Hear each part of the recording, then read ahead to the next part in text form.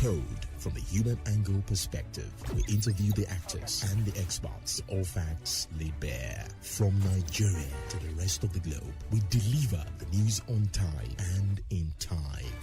This is News Express on Adamimogo 107.7 FM in Doekiti.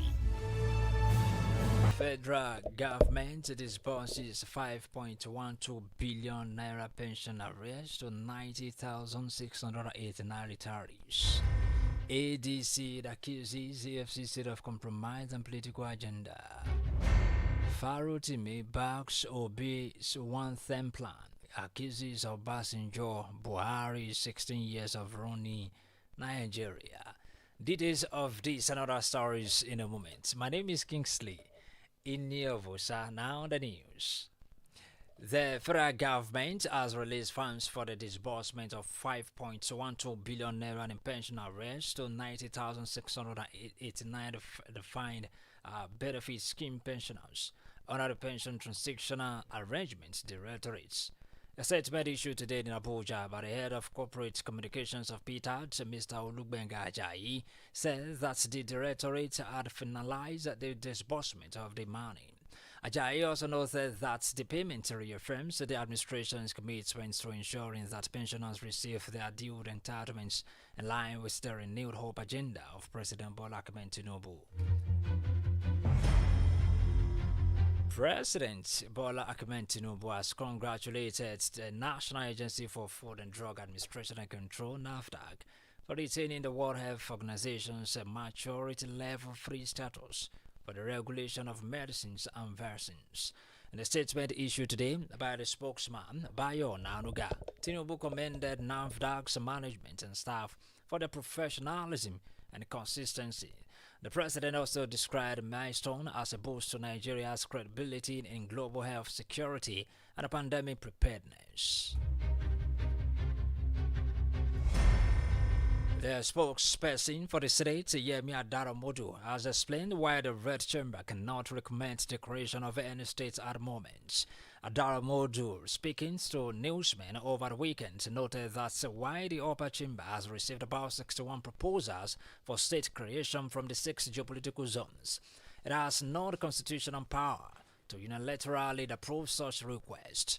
He explains that state creation can only be considered during a constitutional review process, which involves input from the Nigerians and other critical stakeholders on issues ranging from local government autonomy to the creation of new states and local councils.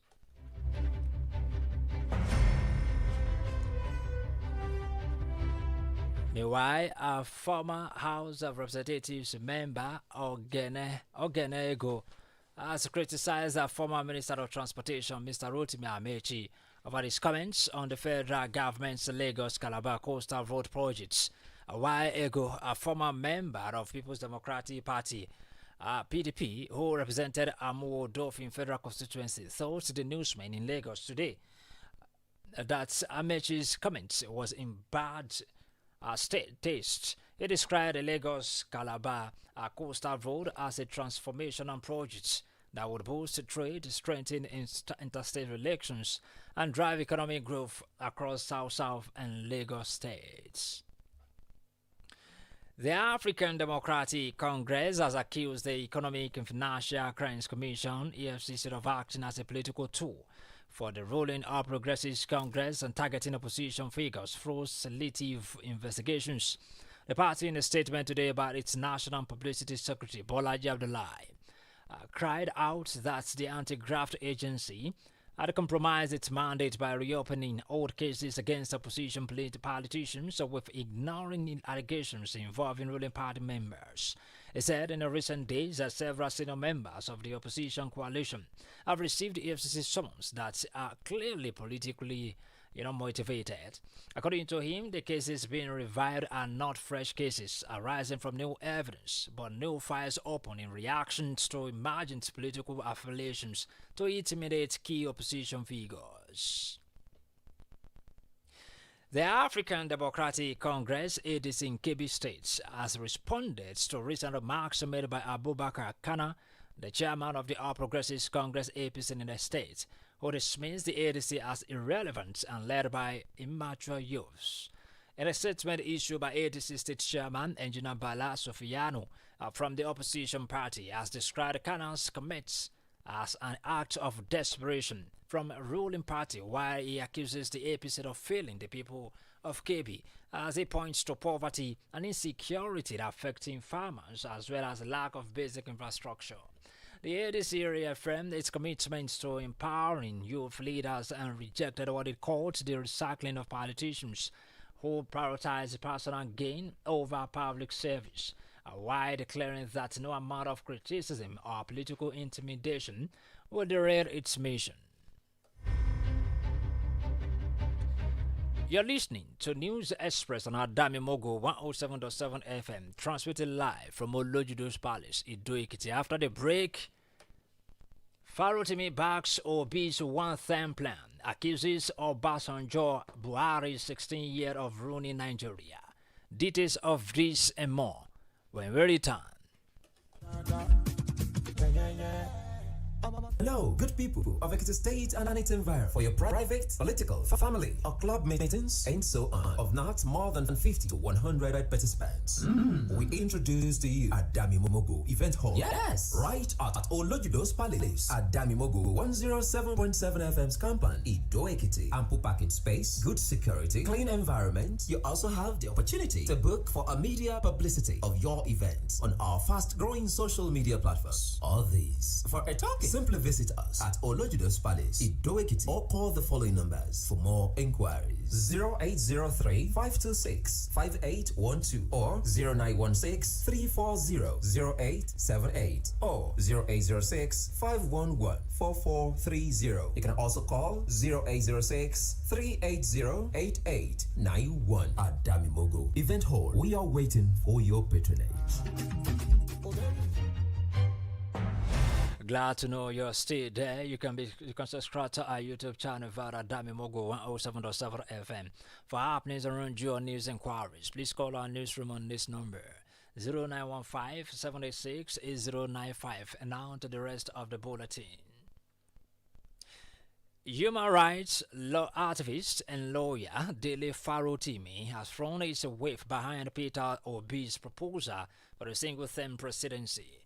In a televised interview today, Farotimi argues that Nigeria's past leaders have wasted longer periods in office without meaningful progress. I'm more interested in asking the question, what are your plans? What would you do with the one term? If I ever run for the presidency of Nigeria, I don't require more than 2 years to do everything that I need to do. That's the extent of my own belief in the fact that you don't need a long time to achieve lasting change. But the question to be asked is, what does he intend to do with the one term? I think that's the question that we should be asking. I'm not focused on if the person is either the man is believable or is not believable. So I'm not focused on how long he has said he wishes to serve. I would be more interested in what do you intend to do with that time. That's what interests me, not the time. Obasanjo had 8 years. What did he do with it? Buhari had 8 years. What did he do with it?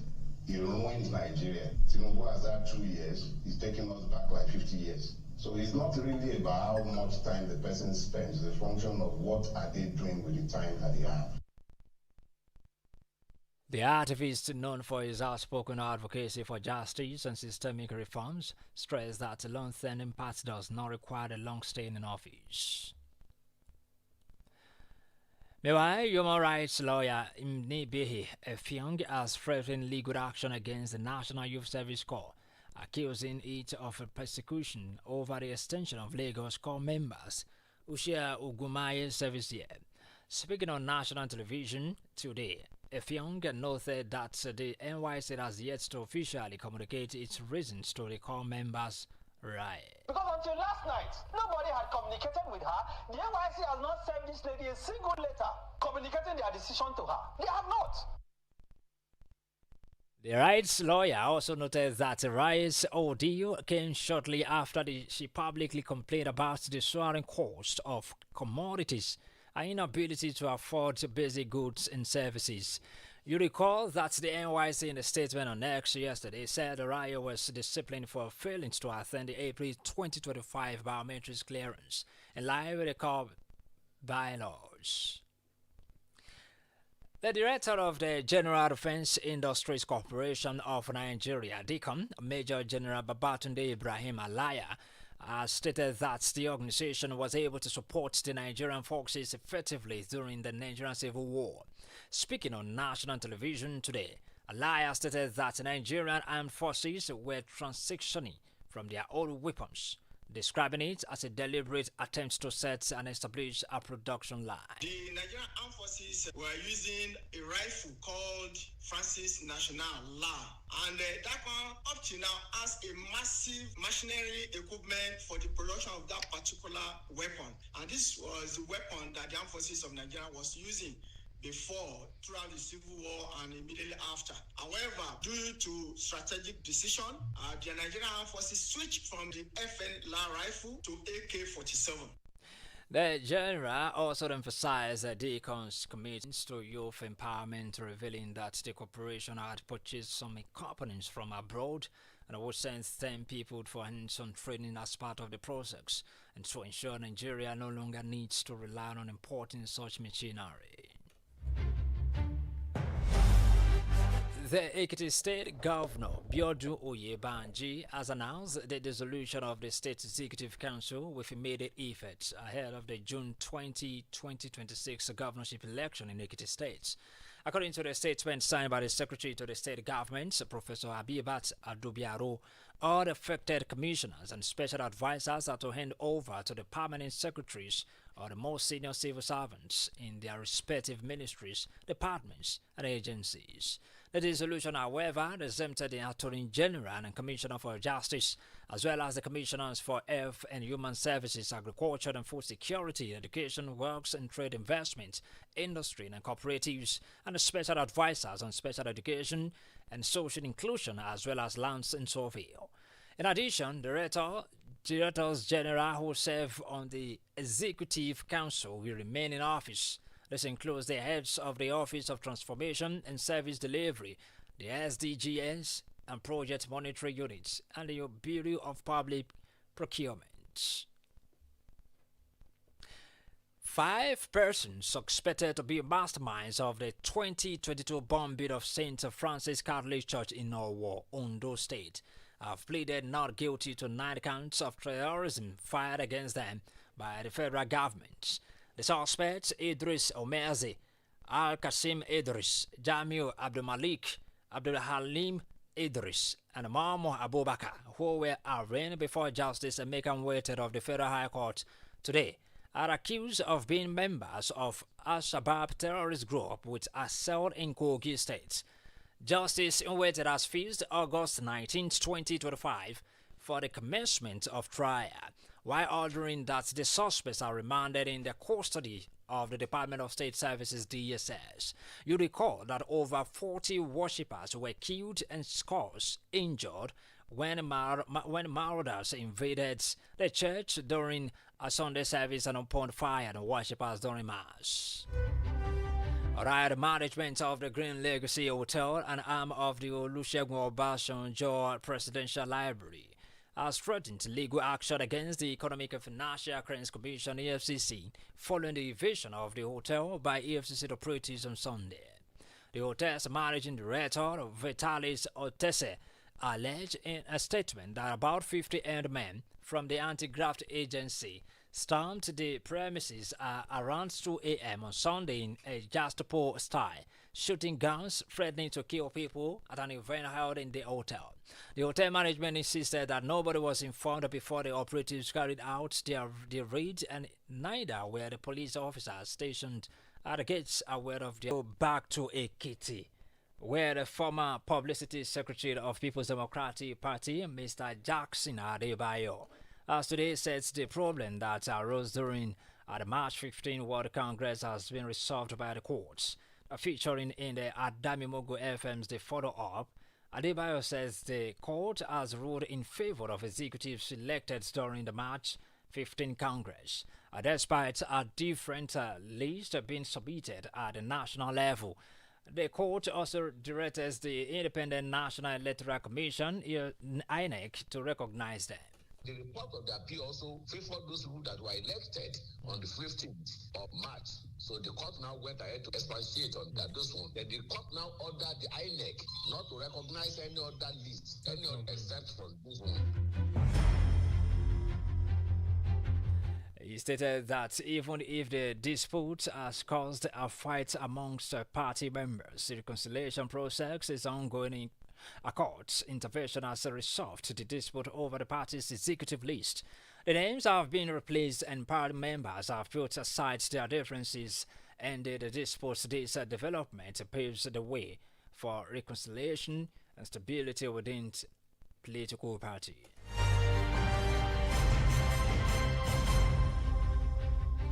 In a business world, oil marketers lament slow raise the repair of old Port Harcourt refinery.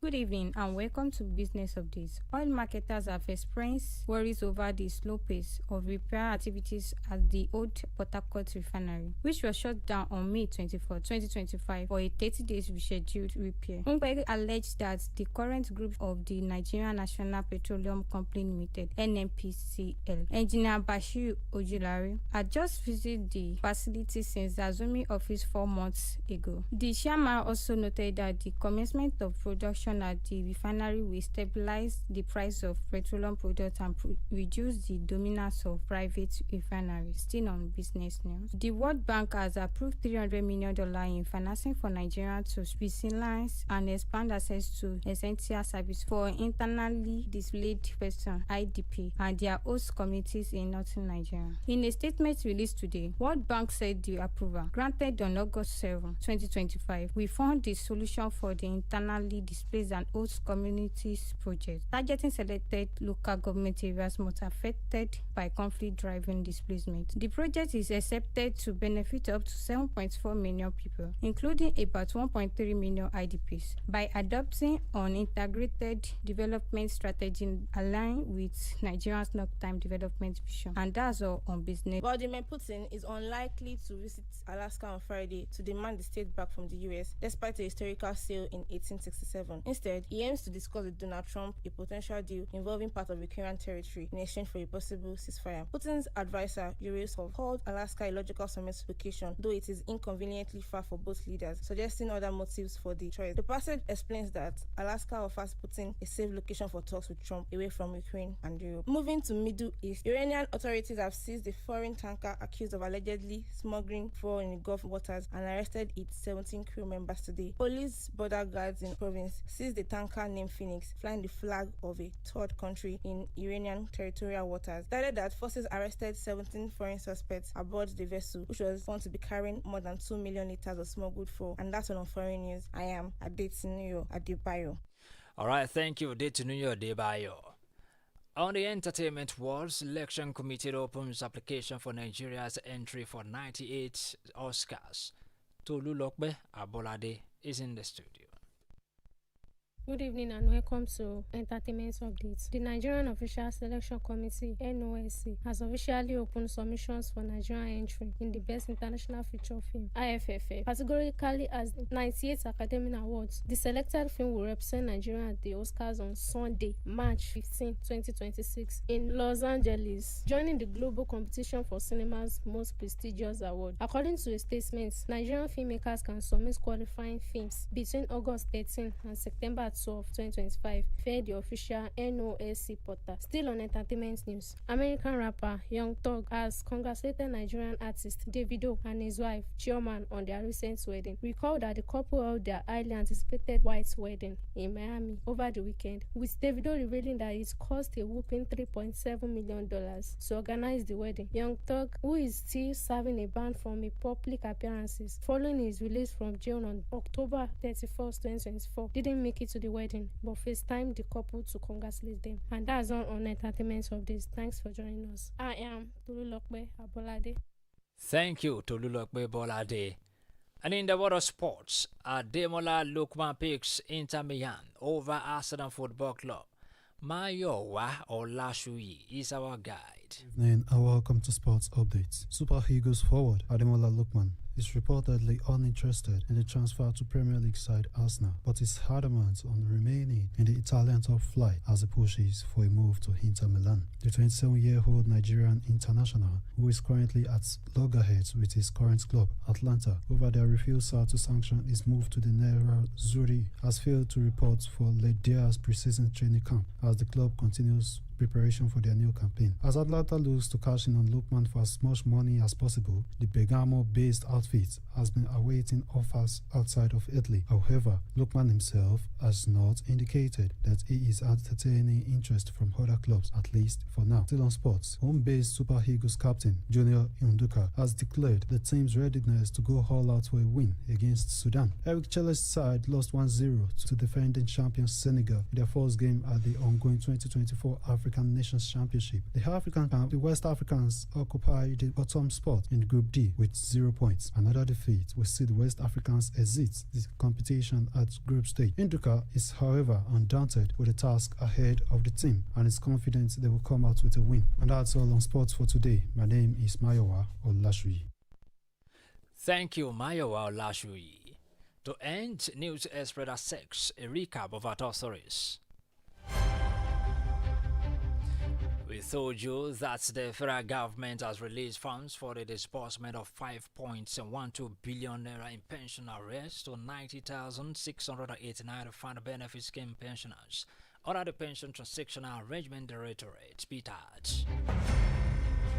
Remember, the African Democratic Congress has accused the Economic and Financial Crimes Commission of acting as a political tool for the ruling All Progressives Congress and targeting opposition figures through selected investigations. I will lastly inform you that human rights activist and lawyer Dele Farotimi has thrown his weight behind Peter Obi's proposal for the single-term presidency. That's News Express from Adamimogo 107.7 FM, Olojudo's Palace, Ido-Ekiti.